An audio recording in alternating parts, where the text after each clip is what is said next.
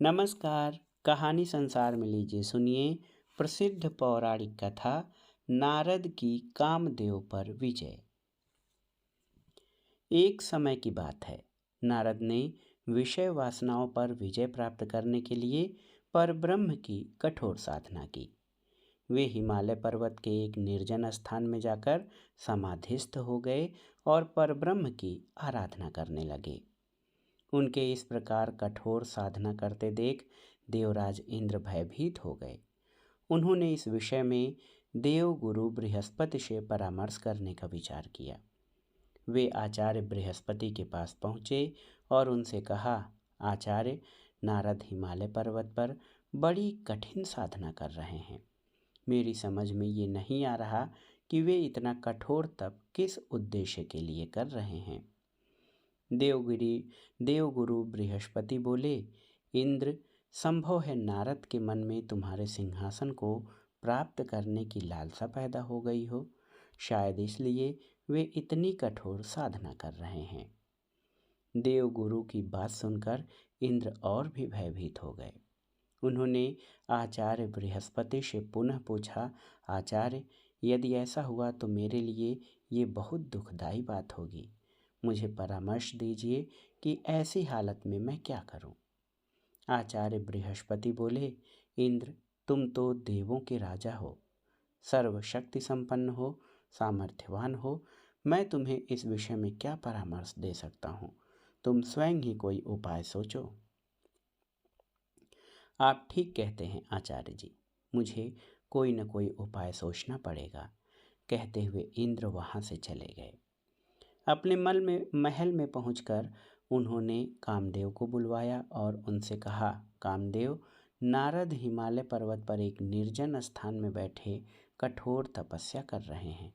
मैं चाहता हूँ कि तुम उनके पास जाओ और अपनी मायावी शक्ति के द्वारा जैसे भी हो उनकी तपस्या भंग कर दो। जैसी आपकी आज्ञा, कामदेव ने कहा और तत्काल उस स्थान को चल पड़ा जहाँ नारद तपस्या कर रहे थे। वहां पहुंचकर कामदेव ने अपनी मायावी शक्ति का जाल बिछाया।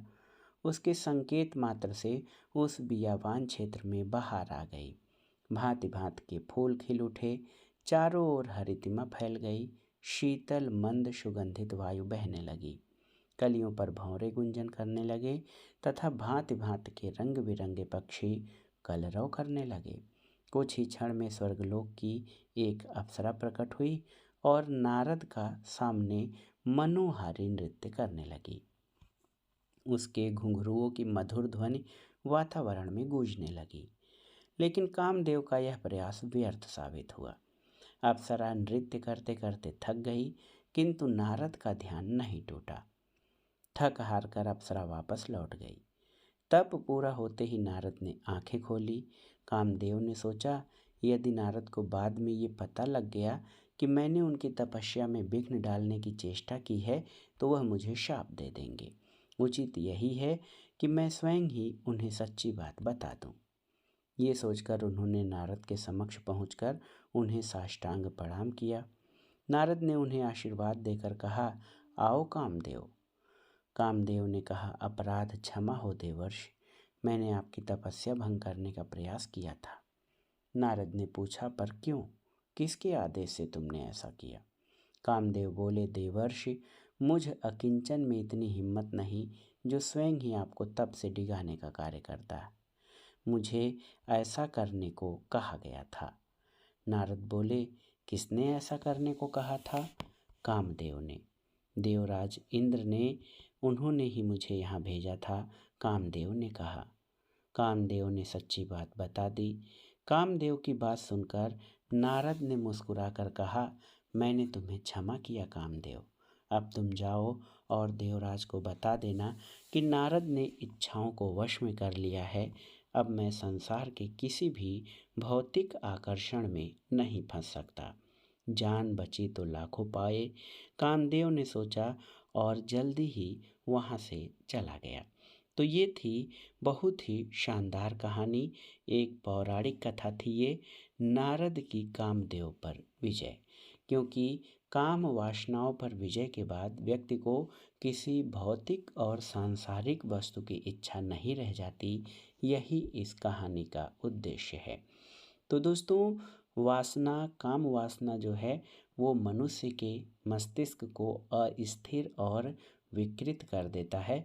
उसमें सोचने समझने की शक्ति का नाश हो जाता है।